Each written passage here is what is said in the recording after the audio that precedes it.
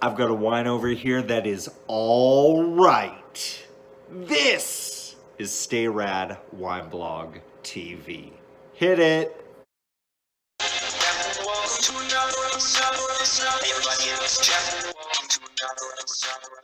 Hey everybody, it's Jeff. Welcome to another episode of Stay Rad Wine Blog TV. You know what's really fun is when you let people know that you are into wine, you get a lot of wine as gifts. And this is one of those occasions. So Kara's old friend Jen is part of a wine club, and I guess they had this thing going on at Christmas where as part of their wine club they could pick 4 bottles to give to their other friends, and they asked us, hey, what do you want? They just gave us some wine. So Jen, thank you so much. What we got was, this is from Alexander Valley in Sonoma County. This is the Sanglier, I think I'm pronouncing that right, or Sanglier, which means wild boar in French. This is their right tusk, and it is a Merlot coming from a 2,400 foot elevation tin cross vineyard. Never heard of this winery before, never heard of this vineyard, and I'm excited to just dive into this cold, and I really do appreciate you sending this our way. Jen, thank you so much.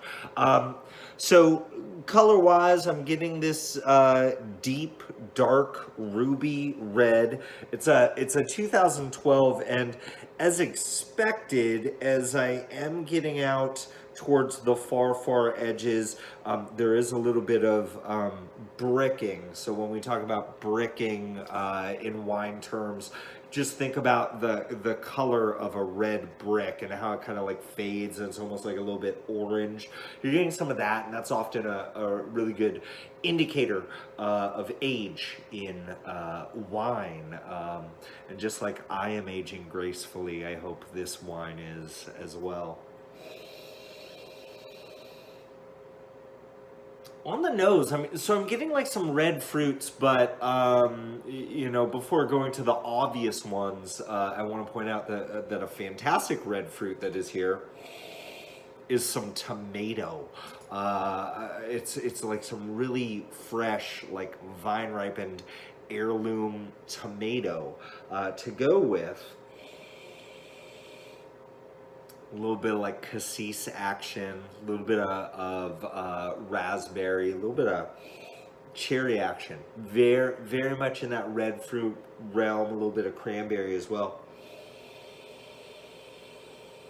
There's this little thing that has bonded me with another guy named Jeff that I do a podcast with every single week. We Like Drinking. Go ahead and just subscribe to it on iTunes, Apple Podcasts, wherever you get your podcasts. There's a reason why Jeff and I get along. It's because we like talking about smells in Merlot. Jeff Eccles, you're watching this right now. What do we look for when we're smelling Merlot? Because it's definitely there. Olives. And I do want to tell you something. I am filming this the Saturday night before the Super Bowl. And when I think about olives, I think about one of many secret ingredients in my award-winning guacamole recipe. And I'm thinking I might want to save some of this wine for tomorrow when I make that guac. I think it might be nice just on the nose. There is a little bit of like black olive there, like canned black olives, which I love in a Merlot, and I expect in a good Merlot.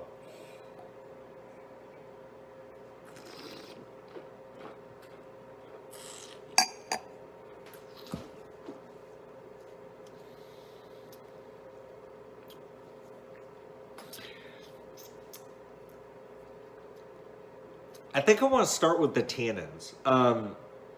Because they're really nice and approachable right now here in a 5-year-old Merlot.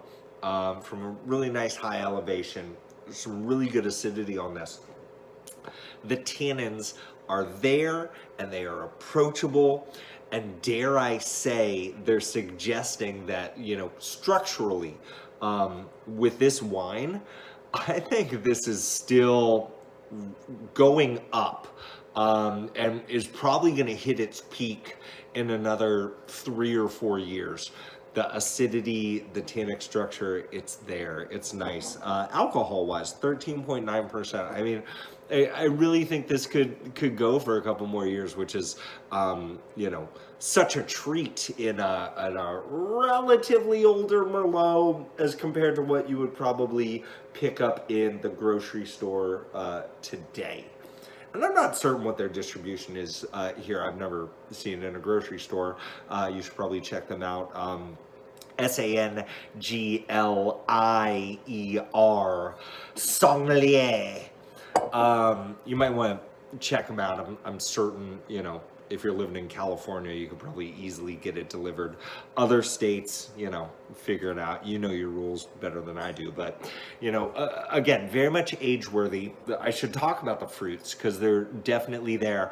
Think about all those red fruits that I was talking about, and they're very much like stewed. They're very much concentrated. It's as if you took that cassis, that raspberry, that cranberry, that cherry, a little bit of like a red delicious apple, and those canned black olives, with a little bit of like apple cider vinegar, and you just kind of reduce that down in a pan. It's going to be kind of like that reduction. You know what I mean? Like I'd love to drizzle this over like some smoked duck. I think that would be awesome. As per usual, I'm roasting a chicken right now, and I'm really going to enjoy that with this Merlot tonight. And my goodness, thank you, Jen, for the gift. Thank you, Sommelier, because I'm definitely going to be searching you out more. I'm really glad that you are now on my radar. And thank you for just, honestly, just having a badass label of a wild boar with this gnarly right tusk. I love that. Go ahead and leave a comment below. Let me know what you think about smelling olives in your Merlot. And of course, subscribe while you're here. And again, listen to me every single Friday in your ear holes on the We Like Drinking podcast, where you never drink alone and all that jazz. Till next time, everybody, stay rad. Stay rad. Stay